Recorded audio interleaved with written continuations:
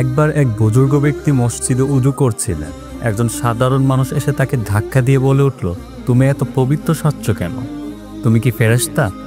লোকটি রেগে গিয়েছিল, কারণ সে চিনতে পারেনি এই মানুষটির ভেতরের আলো।